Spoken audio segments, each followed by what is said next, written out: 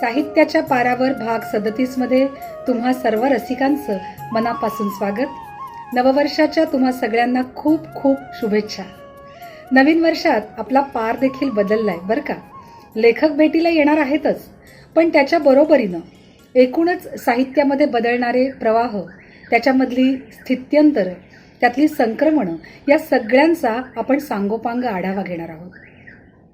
1 जानेवारी हा दिवस म्हणजे झुलवाकार उत्तम बंडू तुपे यांचा जन्मदिवस. काट्यावरची पोटं हे त्यांचं आत्मकथन मातंग समाजातल्या व्यथा आणि वेदना समर्थपणे आपल्यापुढे घेऊन येतंय. आज या पारावर त्यांच्या आठवणींना आपण उजाळा देणार आहोत आणि त्याचबरोबर त्यांच्या साहित्यकृतींना या निमित्तानं आपण मानवंदना देत आहोत. आपण चर्चा करत आहोत दलित साहित्याच्या बदललेल्या दिशा आणि दशा. दलित साहित्याचा प्रवाह हा कविता, कथा, आत्मकथनं असा उत्तरोत्तर बहरत गेला. मानवमुक्ती लढ्याचे सर्वंकष तत्वज्ञ आणि विश्वमातृत्वाचा आदिबंध म्हणजे अर्थातच महामानव डॉक्टर बाबासाहेब आंबेडकर. त्यांच्या विचारांचा ठळक प्रभाव आपल्याला या साहित्यामध्ये पानापानावर अनुभवता येतो. एखाद्या साहित्याचं श्रेष्ठत्व किंवा सामान्यत्व हे लेखकाने व्यक्त केलेल्या जीवन जाणीवांच्या उत्कटतेवरच अवलंबून असतं. याच पार्श्वभूमीवर आज आपण दलित साहित्याचा आणि त्यातल्या आत्मकथनांचा विचार करत आहोत. दलित साहित्य हे आत्मा, कर्मविपाक, वर्णश्रेष्ठत्व, जातीव्यवस्था यांना ठामपणे नकार देतं आणि त्याच्या बरोबरीने बंधुता, समता, सामाजिक न्याय या त्रयींचा हे साहित्य पुरस्कार करतं. दारिद्र्य आणि पिळवणूक यांना नकार देताना माणसाला मात्र हे साहित्य केंद्रबिंदू मानते. आठवणीतले पक्षी, बलूत, फांजर, गावकी, उपरा, उचल्या, आभ्रान, अक्करमाशी, बेरड अशी कितीतरी आत्मकथनं आपल्याला सांगता येतील. स्त्री आत्मकथनांमध्ये जीणं आमुचं, माझ्या जन्माची चित्तरकथा किंवा आयदान यांसारख्या सगळ्याच आत्मकथनांनी आपल्या व्यथा आणि वेदना समाजासमोर निर्भीडपणे मांडल्या. वंशश्रेष्ठत्व आणि जातश्रेष्ठत्व या सगळ्याचा बुरखा पांघरलेल्या समाजाचं वास्तव रूप हे किती भयानक आहे या आत्मकथनांनी ठळकपणे आपल्या निदर्शनास आणलं. आणि त्यामुळे साहजिकच या आत्मकथनांमध्ये संताप आहे, विद्रोह आहे, चीड आहे, तिरस्कार आहे. अर्थात ती त्या काळाची गरज होती. पण काही कालावधीनंतर मात्र या साहित्यामध्ये, या आत्मकथनांमध्ये तोचपणा यायला लागला आणि वास्तविक समाज भान होतं, समाज जीवन जे होतं ते मात्र त्यावेळेला बदलत होतं. शिक्षणाची गंगा ही तळागाळात पोचायला सुरुवात झाली होती. वंचित समाजातल्या अनेक व्यक्ती मोठमोठ्या पदांवर आरूढ होताना समाज पाहत होता. पण या बदललेल्या सामाजिक परिस्थितीचं प्रतिबिंब साहित्यात मात्र उमटत नव्हतं. आणि असं ते उमटलं आमचा बाप अन आम्ही या बहुचर्चित आत्मकथनाच्या निमित्तानं. समाजाला हवा असलेला तो हुंकार होता आणि म्हणूनच या आत्मकथनाला प्रचंड असा प्रतिसाद मिळाला. आंबेडकरी विचार सौंदर्याची ऊर्जा समाजाला प्रदान करणारी 2 व्यक्तिमत्व, 2 आत्मकथनाचे लेखक आज साहित्याच्या पारावर आलेत. आमचा बाप अन आम्हीचे लेखक डॉक्टर नरेंद्र जाधव हे अर्थतज्ञ आणि राज्यसभा सदस्य म्हणून आपल्या सगळ्यांना परिचित आहेतच. आणि उचल्यानंतर या आत्मकथनाचे लेखक आणि सामाजिक कार्यकर्ते श्री लक्ष्मण गायकवाड हे देखील आपल्या सगळ्यांना सुपरिचित आहेत. साहित्याच्या पारावर या दोन्ही साहित्यिकांचं, लेखकांचं मी मनापासून स्वागत करते. नमस्कार सर. नमस्कार सर. पहिला प्रश्न हा माझा डॉक्टर नरेंद्र जाधवांसाठी आहे. 1978 ते 1993 या कालावधीमध्ये जी आत्मकथनं आली ती प्रामुख्याने वेदना, विद्रोह, नकार अशा नकारात्मक भावनांची होती. त्या काळात ती गरज होती. परंतु या पार्श्वभूमीवर सकारात्मक विचारांचं आत्मकथन आपण लिहावं असं आपल्याला का वाटलं?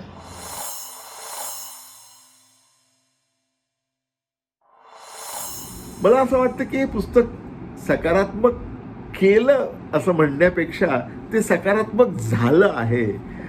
पुस्तकाची कुळकथा जर तुम्ही लक्षात घेतली आणि त्यावर जे संस्कार मी केले ते जर लक्षात घेतलं तर मला असं वाटतं की त्यातून माझ्या सकारात्मक वृत्तीचा प्रत्यय त्यामध्ये आल्या वाचून राहिलेला नाही. परंतु त्याचं समर्थनच करायचं झालं तर असं म्हणता येईल की बाबुराव बागुल, दया पवार यांच्यापासून दलित आत्मकथनांना सुरुवात झाली असं जर आपण म्हणायचं झालं तर ज्यावेळी बलूत पहिल्यांदा आलं त्यावेळी पु ल देशपांडेंनी महाराष्ट्र टाइम्समध्ये त्यावेळी एक अतिशय उत्तम परीक्षण त्याचं लिहिलं होतं. त्याचं शीर्षक होतं दुःखाने गदगदलेलं एक झाड. त्यामुळे सगळ्यांचं लक्ष या पुस्तकाकडे वेधलं गेलं आणि त्यावेळी लोकांच्या पहिल्यांदा असं लक्षात आलं, सर्वसाधारण समाजाच्या पहिल्यांदा असं लक्षात आलं की आपल्या गावकुसाबाहेर राहणारे आपले बांधव त्यांचं जीवन कसं आहे ते पहिल्यांदाच प्रकर्षानं त्याचं ते निदर्शनाला आलं आणि त्यातून एक वैचारिक खूप मोठं परिवर्तन घडलं आणि तिथूनच दलित आत्मकथनांना सुरुवात झाली. त्यामुळे सुरुवातीला दलित समाजाच्या वेदना, त्यांचा विद्रोह हे प्रकर्षानं सगळ्या आत्मकथनांमध्ये होतं. परंतु पुढे पुढे अशी एक वेळ आली की त्यामध्ये आक्रस्ताळेपणा वाढला आणि तपशील वेगळा, परंतु सगळ्यांचं काही आत्मकथनांचं मूल घोष जो होता तो मुख्यत्वे करून काय होता, भर कशावर होता तर बघा तुमच्या पूर्वजांनी आमच्या पूर्वजांना कसं वागवलं त्यामुळे आमच्यावरती अशी वेळ आलेली आहे. हा जो आक्रस्ताळेपणाचं स्वरूप आलं म्हणजे वेदना समजून घेता येत होत्या, विद्रोह समजून घेता येत होता, परंतु आक्रस्ताळेपणा हा समजून घेणं थोडं कठीण झालं होतं आणि त्या काळामध्ये आमचा बाप आणि आम्ही आलं आणि म्हणून कळत नकळत माझ्यावरती ते सकारात्मक वृत्तीने लिहिण्याचं आपोआपच दडपण होतं असं मला वाटतं. आणि आमचा बाप आल्यानंतर त्यावेळी प्रख्यात नाटककार प्रेमानंद गज्वी यांनी फार समर्पक अशी कमेंट केली होती. ते असं म्हणाले होते, प्रेमानंद गज्वी असं म्हणाले होते की आजवर मी अनेक दलित आत्मकथनं वाचली पण ती सगळी रडगाणी होती. रड नसलेलं हे सुंदर गाणं आहे. आमचा बाप आणि आम्ही हे रड नसलेलं सुंदर गाणं आहे असं प्रेमानंद गज्वींनी ज्यावेळी म्हटलं तर मला असं वाटतं की त्यांच्या त्या उत्तरामध्ये तुमच्या या प्रश्नाचं उत्तर सर्वार्थानं सामावलेलं आहे. जन्मजात जो समाज चोर ठरला जातो, उचल्या म्हणून ज्यांचा उल्लेख केला जातो, अशा जमातीचं दुःख आणि व्यथा वेदना आपण उचल्यामधून लोकांसमोर आणली. त्या पार्श्वभूमीनंतर किंवा त्या पार्श्वभूमीवर उचल्यानंतर हे आत्मकथन पुन्हा लिहावं, त्याचा भाग 2 असं आपल्याला का वाटलं? खरं तर उचल्यानंतर मी अनेक अनुभव जमेस घेतले. मी उचल्या माझ्या समाजाचं दुःख सर्व लोकांना, जनतेना सांगितलं. मला लोकांनी भरभरून प्रेम केलं. मला अनेक पुरस्कार मिळाले. मला लोकांनी सन्मानानं माझ्या समाजाचे प्रश्न सोडवण्यासाठी मदत केली. खूप मोठी प्रगती या विमुक्त घुमंतूची मला जवळून पाहता आली. अनेक लोक व्यापारी झाले. माझे कार्यकर्ते अनेक लोकांना मदतगार ठरले. अनेकांचे आम्ही पुनर्वसन केले. सरकारी जमिनी आम्ही लोकांना मिळवून दिल्या आणि मग यातून बरीच शैक्षणिक प्रगती झाली. आणि मग उचल्यानंतर हे मला काहीतरी लिहावं, कारण आपल्याला अनेक समाजातले लोक भेटलेले आहेत आणि या सर्वाबरोबर काय माझे संबंध आले. अनेक लेखक, अनेक राजकीय पुढारी भेटले, अनेक NGOचे लोक भेटले. तर यांच्याविषयी माझ्या मनात काय भूमिका आहे हे सर्व लोकांना सांगितलं पाहिजे. म्हणून मी उचल्यानंतर हे आत्ता कोविडमध्ये पुस्तक लिहून माझं प्रकाशित झालं. आता 1 महिन्यापूर्वी, 1.5 महिन्यापूर्वी माझं पुस्तक उचल्यानंतर आलं आणि आज त्याच्याबद्दलही खूप मोठी चर्चा मराठी माणसामध्ये आहे, वाचकामध्ये आहे. आणि मी जे काय मला अनुभव आला ती मी खरेपणानं लिहिलो. काही लोकांना वाईटही वाटत असेल, पण ज्या घडल्या गोष्टी त्या लिहिणं हे लेखकांचं काम आहे. मी तर क्रिएटिव्ह रायटर आहे. मला जे अनुभव घेता आले ते मी सरळपणे लोकांना सांगितले आणि सांगत आहे. आणि म्हणून उचल्यानंतरचंही उचल्यासारखंच स्वागत होईल अशी अपेक्षा बाळगतो. उचल्यानंतर अनेक अनुभव आले, अनेक लेखक माझे मित्र झाले आणि म्हणून मला उचल्यानंतरचा स्वतःचा अनुभव माझ्यामध्ये खूप मोठा बदलही झाला. वैचारिक बदल झाला, सामाजिक बदल झाला, राहणीमानामध्ये आणि बोलीभाषामध्ये सुद्धा खूप मोठा बदल होतो. आणि या बदलासाठीच आपण खरं तर संघर्ष करत असतो की तुला तेवढं आहे, मला काय एवढं नाही, हा जो प्रश्न पडतो. आणि म्हणून मलाही तो प्रश्न पडायचा. आज मी खरं तर मध्यमवर्गीय झालो आहे. माझी मुलं बाळं खूप शिकले, ग्रॅज्युएट झाले. एक मुलगी डॉक्टर आहे, एक अधिकारी आहे, एक मुलगा हॉटेल लाईनमध्ये काम करतो. आणि म्हणून माझ्यामध्ये खूप मोठा बदल झाला आणि मला वैचारिक भूमिका माझी बरीच प्रगल्भ झाली. आणि प्रगल्भ झाल्यामुळे माझ्या प्रतिभेमध्ये बी खूप मोठा बदल झाला. लिखाणाचाही काही थोडाफार बदल भाषेचा झाला. आणि म्हणून हा बदल निश्चितच माझ्या अंगवळणी पडला. आणि आता मी मुंबईसारख्या एका मोठ्या महानगरीमध्ये राहतो आणि तिथून मी संघटन चालवतो. परंतु अजूनही माझे पाय जमिनीवर आहेत. मी आजही लोकांमध्ये फिरतो, लोकांमध्ये जातो. संघटनेचे काही महत्त्वाचे कामं झाले तर मी मुंबईवरून त्या गावामध्ये पोहोचतो, त्या लोकांच्या वस्तीत जातो, त्यांच्याबरोबर खातो पितो.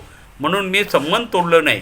मला राजकारणापेक्षाही समाजकारण अधिक प्रिय एवढ्यासाठी आहे की समाजाचे प्रश्न खूप गंभीर आहेत आणि विमुक्त भटक्या जमातीचे तर खूपच गंभीर आहेत. आम्हाला महाराष्ट्रासारख्या राज्यामध्ये आजही हीनतेची वागणूक मिळते. खरं तर अस्पृश्यतेना गावगाडा आहे. ते अस्पृश्य असले तरी गावगाड्यात राहतात, परंतु विमुक्त भटक्यांचे लोक गावगाड्याच्या बाहेर राहतात. गावगाड्यात आलं तर आजही त्यांच्यावर अन्याय अत्याचार होतो. आणि म्हणून गावगाड्यामध्ये आता प्रवेश मिळू लागला. आम्ही फुले, बाबासाहेब आंबेडकर, शाहू महाराज यांच्या विचाराचा वारसा घेऊन आज आम्ही कार्य करत आहोत. याचा मला आनंद वाटतो. आणि उचल्यानंतरचं हे पुस्तक निश्चितच स्वागतार्थ ठरेल अशी मला वाटते. आंबेडकरांचा आपल्या संपूर्ण जीवनावर तर प्रभाव आहेच, पण आपल्या संपूर्ण कुटुंबावर आणि आपल्या स्वतःवर हा असलेला जो प्रभाव आहे तो आपण कशा प्रकारे स्पष्ट कराल? आमचा बाप आणि आम्ही या आमच्या कौटुंबिक आत्मकथनाचे कर्ते किंवा नायक हे लौकिकार्थानं जरी आमचा बाप दामू रुंजा जाधव हे असले तरी सुद्धा आमचा बाप आणि आम्ही याचे मूक नायक जर कोण असतील तर ते म्हणजे महामानव डॉक्टर बाबासाहेब आंबेडकर.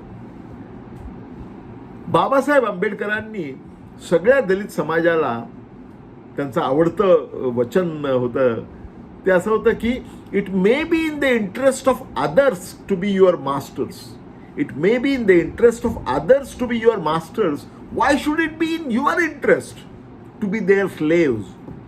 म्हणजे तुमचं मालक असणं हे इतरांच्या हिताचं असेल, परंतु त्यांचा सेवक असणं हे तुमच्या हिताचं का आहे याचा विचार केला पाहिजे. हा विचार करण्यासाठी डॉक्टर बाबासाहेब आंबेडकरांनी सगळ्या दलित समाजाला प्रवृत्त केलं आणि त्यांनी शिक्षणाचा मार्ग दाखवला. शिका, संघटित व्हा आणि संघर्ष करा ही निवडणुकीची घोषणा नव्हती, ही समस्त दलित समाजाची आत्मप्रतिज्ञा होती. डॉक्टर बाबासाहेब आंबेडकरांच्या या प्रेरणेतून त्यांना आदर्श मानून आणि त्यांनी दाखवलेला शिक्षणाचा मार्ग स्वीकारून अनुसरून जी लक्षावधी कुटुंब पुढे आली त्यातलं एक प्रतिकात्मक कुटुंब म्हणजे आमचं जाधव कुटुंबीय आहे असं मला वाटतं. आणि त्याची कहाणी ही आमचा बाप आणि आम्ही मध्ये आलेली आहे. आपण जग पाहिलं, सामाजिक कार्यकर्ते या नात्यानं सगळीकडे फिरलात, जागतिकीकरण सुद्धा अनुभवलं. या सगळ्या पार्श्वभूमीवर दलित साहित्याकडे आपण कसं पाहता? जागतिकीकरणाकडे मी कसा पाहतो? खरं तर जागतिकीकरण हा विषय पूर्वी मला वाटायचा की ह्याचे काही वाईट परिणाम होतील, परंतु जागतिकीकरणामुळे ज्या सुविधा सर्व समाजाला खालच्या थरातल्या लोकांना उपलब्ध नव्हत्या त्या सहजपणे जागतिकीकरणामुळे सर्वसामान्य लोकांना बरेच काही फायदे झाले आणि विश्वाकडं पाहण्याचा दृष्टिकोन बदलला. आणि पूर्वी कधी म्हणायचे की मोबाईल आल्यामुळे की जग आता मुठ्ठीमध्ये येईल, आणि खरोखरच जग मुठ्ठीमध्ये येत गेलं. सर्व प्रश्न आज कुठलेही देशाचे हे वैयक्तिक न होता सार्वजनिक होऊ लागले. आणि माझ्यासारख्याला वाटतं की जागतिकीकरणाकडे मी पाहताना हे पाहीन की मी ज्या ट्रायबल्समधून आलो, भटक्या जमातीमधून आलो, त्याचे प्रश्न पण जागतिक पातळीवर जाण्यासाठी एक महत्त्वपूर्ण घटना होऊ लागली. टेलिव्हिजन असो किंवा अन्य बाबीमुळे असो, किंवा आता पूर्वी कधी आम्हाला घरामध्ये फोन घ्यायचा म्हणलं तर 5-5 वर्षे वेटिंग असायची. आता प्रत्येकाच्या हातात मोबाईल आला, वेगवेगळे साधनं आली.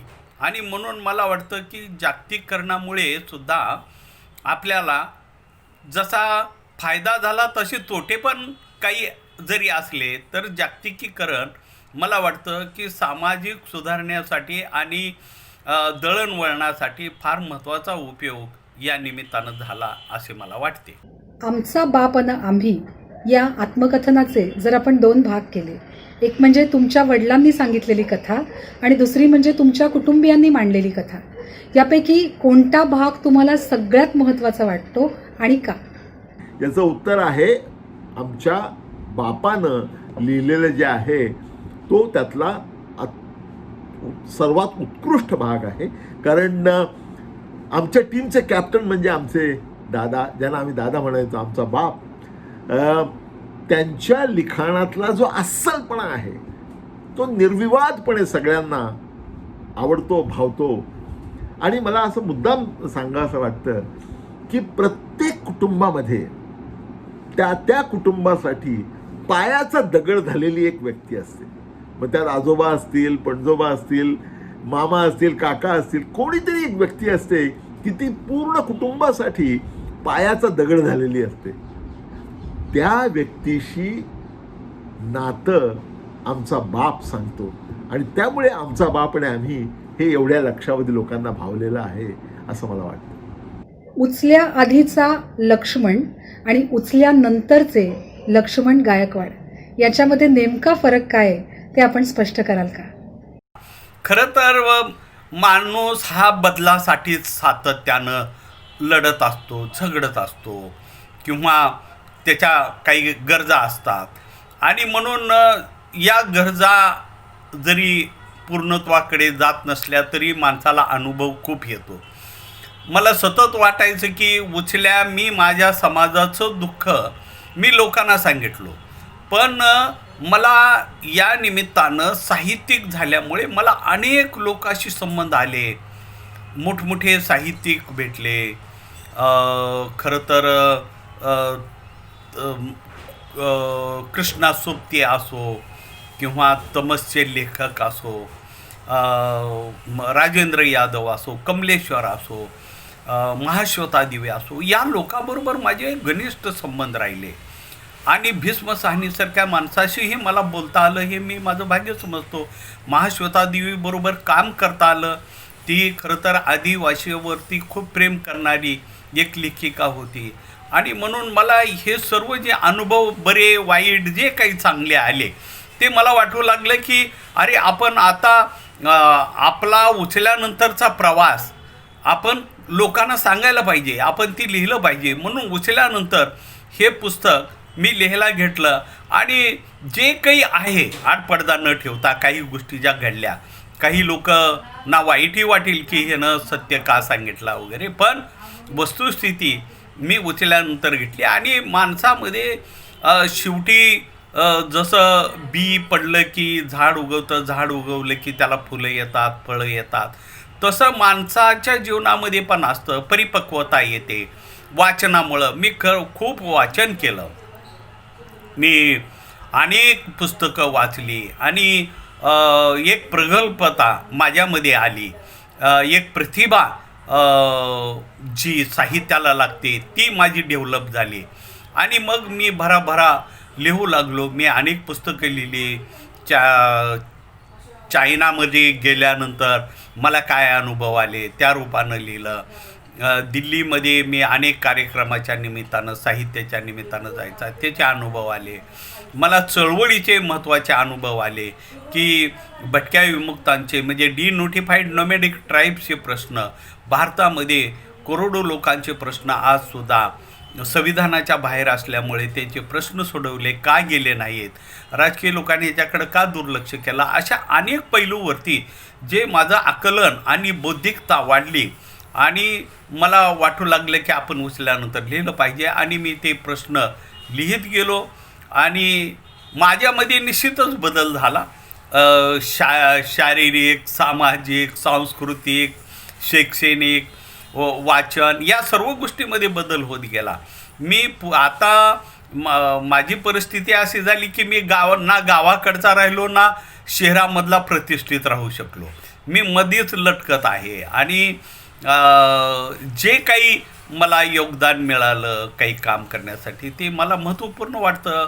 मी माझ्या आयुष्यामध्ये खूप लोकांना सहकार्य केलं, संघटनेच्या माध्यमातून लोकांना पुनर्वसनं केली, काही ठिकाणी शेती लोकांना कब्जे करायला लावून सरकारी जमिनी मिळवून दिल्या.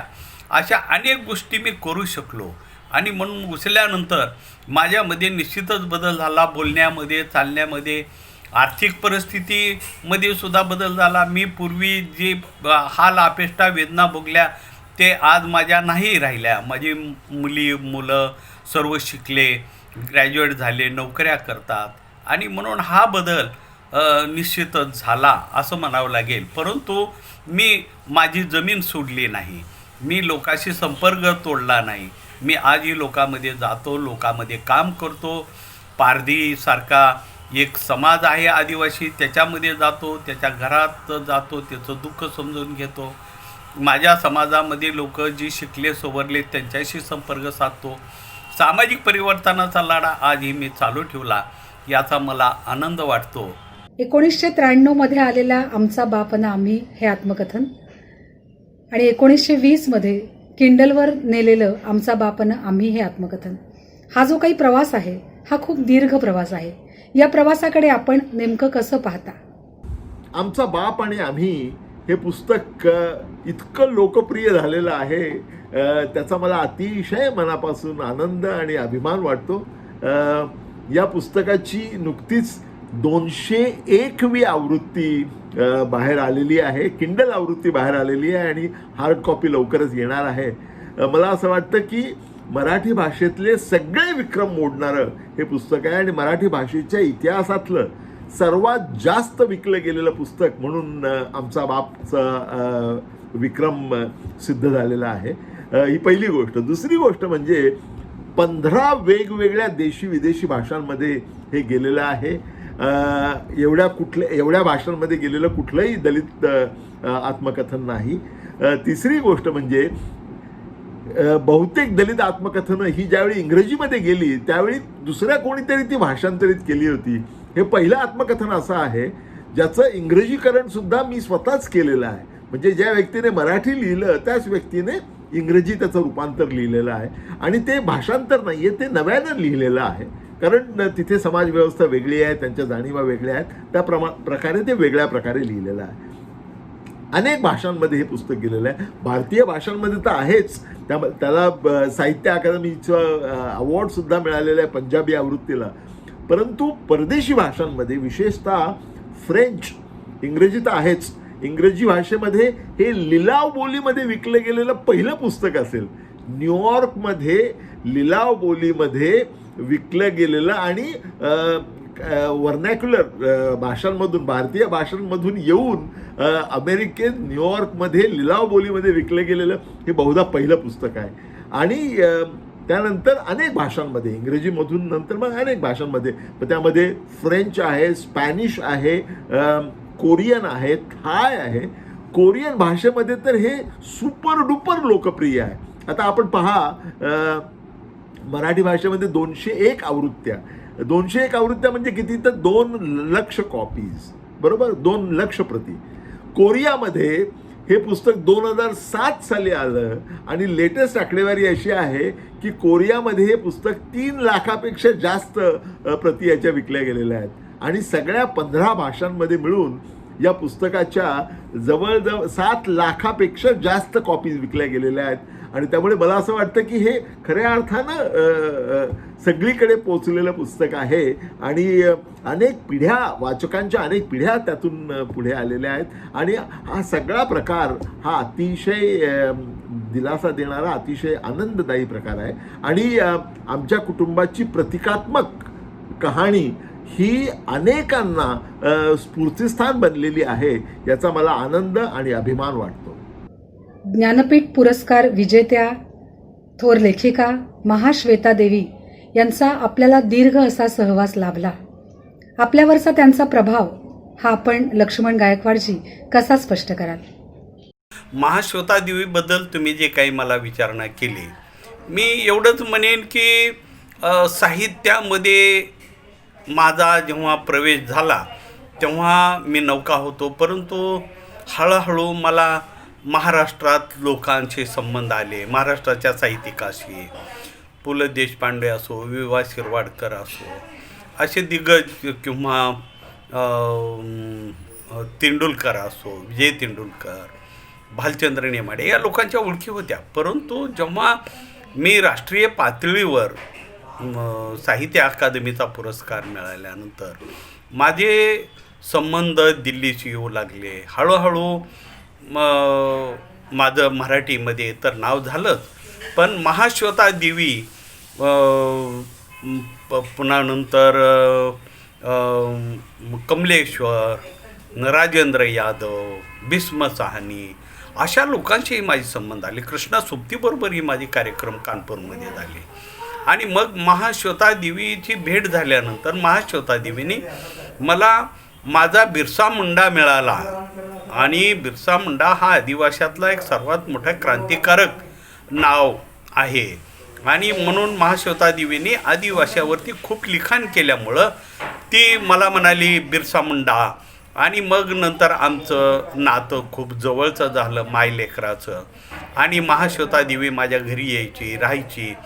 खरं तर अशी मी लेखिका प्रथम पाहिलं की जे लेखिकाच नव्हती तर ती चांगली कार्यकर्ती पण होती आणि आदिवासीबद्दल त्यांना प्रचंड जीवापाड प्रेम होतं. आदिवासी लोकांबद्दल आपण काहीतरी केलं पाहिजे, बदल झाला पाहिजे म्हणून ते क्रिमिनल ट्राइब्सबद्दल खूप बोलायचे आणि अपराधी जनजाति के बारे में लक्ष्मण आपने को कुछ करना है. मग आम्ही एक संघटन विमुक्त घुमंतो आदिवासी चं उघडलं आणि महाश्वेता देवीला DNT रॅग नावाने आम्ही देशभर फिरू लागलो. दिल्लीमध्ये परिषदा घेऊ लागलो. आडवाणी त्या काळात पंतप्रधान होतं, आडवाणीला भेटलं. पुन्हा नंतर जॉर्ज फर्नांडिसनी आम्हाला त्यांच्या घरी जेवायला बोलवलं महाश्वेता देवीमुळं. महाश्वेता देवीचे आमचे संबंध खूप घरचे आले. जैन देवी आमच्याबरोबर होता आणि म्हणून आम्ही अनेक कार्यक्रम विमुक्त घुमंतो आदिवासीचे घेतले जनजातीबद्दल आणि महाश्वेता देवीचा सहयोगामुळं आम्ही महाराष्ट्रातली संघटना देश पातळीवर घेऊन गेली. अनेक पत्रकार मित्र झाले आणि ते म्हणायचे की ये आदिवासी में ये विमुक्त घुमंतो आदिवासी कहाँ आहे. खरं तर आदिवाशामध्ये सर्वात मागचे ज्यांना संविधानामध्ये अधिकार नाही, ज्यांना माणूस म्हणून आधी गावामध्ये फिरू दिलं जात नाही, अशी करोडो लोक विमुक्त घुमंतोचे आजबी भटक्या विमुक्तांचे लोक देशभर करोडो लोक असतानाही त्यांना संविधानाच्या बाहेर ठेवलं. संविधानाच्या बाहेर ठेवल्यामुळं त्यांचं शैक्षणिक आणि सामाजिक कसलीच प्रगती होऊ शकली नाही. म्हणून माझ्यासारख्याला वाटतं की महाश्वेता देवीचे मोठे योगदान आम्हाला राष्ट्रीय पातळीवर आम्ही विमुक्त दिन हा दिल्लीमध्ये माजी पंतप्रधान VP सिंग यांना घेऊन साजरा केला आणि महाश्वेता देवीमुळं देशभर बंगाल असो, बेंगलोर असो, अनेक ठिकाणी फिरून आम्ही विमुक्त भटक्यांची एक मजबूत संघटना केली. म्हणून महाश्वेता देवीचे ऋण आम्ही विसरू शकत नाही, कारण तिच्यामुळे हे संघटन मजबूत झालं आणि विमुक्त घुमंतो आदिवासींचं लोक नाव पहिल्यांदा झालं आणि त्याचा आयोग भारत सरकारला बनवावं लागला. एवढं मोठं काम महाश्वेता देवीनं झालं. म्हणून मी महाश्वेता देवीला खूप मानतो आणि तिची आजबी आठवण माझ्या मनामध्ये घट्ट आहे. आत्ताचा माझा जो प्रश्न आहे तो दोघांसाठी कॉमन प्रश्न आहे आणि ते म्हणजे दलित साहित्याने समाजाला काय दिले.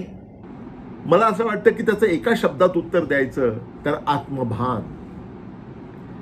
दलित आत्मकथनांमुळे गावकुसा बाहेर राहणाऱ्या आपल्याच दलित बांधवांना कशा प्रकारचं सत्वहीन जीवन जगावं लागत आहे, त्यांच्या वेदना काय आहेत, त्यांचा संघर्ष कसा आहे, याची सगळ्या एकंदरीत समाजाला ओळख करून देण्याचं काम हे दलित साहित्यानं केलेलं आहे, अतिशय प्रभावीपणे केलेलं आहे. त्यामुळे दलित साहित्याने समाजाला काय दिलं तर आत्मभान. एकंदरीत समाजाला, समस्त समाजाला जर काय दिलं असेल तर ते म्हणजे आत्मभान. जी अवस्था माझ्या बुचल्या जमातीची होती ते मी लेखन केलं आणि त्या पुस्तकाचं केवळ भारतातच नाही तर जगभर कौतुक झालं. त्याचे अनेक अनुवाद सर्व भाषेमध्ये भारताच्या झाले आणि त्याचा फायदा मी माझ्या समाजाच्या प्रगतीकडे बघतो. कारण समाज पुन्हा खूप मोठा अवेअरनेस आला.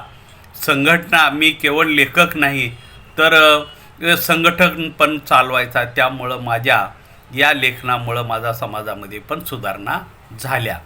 या सर्व चर्चेतून एक बाब अगदी ठळकपणे अधोरेखित होते आणि ते म्हणजे की आजचं युग हे बहुसांस्कृतिक आहे, बहुआयामी आहे. दलित साहित्य या युगाच्या आर्थिक, राजकीय, सामाजिक, सांस्कृतिक अशा सर्वच थरांना आपल्या कवेमध्ये घेते आणि केवळ व्यवस्थेला विरोध न करता या युगाचं सर्वांगीण आकलन करून सर्व थरांचं ती अधिक स्पष्टीकरण करत हे साहित्य अभिव्यक्त होतं. आज साहित्याच्या पारावर डॉक्टर नरेंद्र जाधव आणि श्री लक्ष्मण गायकवाड हे आले. भरभरून त्यांनी आपल्या मनातल्या भावना इथे मनमोकळेपणाने व्यक्त केल्या. त्याबद्दल ग्रंथालीच्या वतीनं मी त्यांचे आभार मानते. ग्रंथाली वॉच या नावाचं आमचं FB पेज आणि YouTube चॅनल आहे. दर शुक्रवारी सकाळी 10 वाजता साहित्याच्या पारावरचे हे कार्यक्रम इथे प्रसारित केले जातील. तुमच्या प्रतिक्रिया जरूर आम्हाला कळवा. आम्हाला त्याविषयी जाणून घ्यायला निश्चितच आवडेल. पुन्हा भेटूया पुढच्या शुक्रवारी याच ठिकाणी. तोपर्यंत आपली रजा घेते. नमस्कार.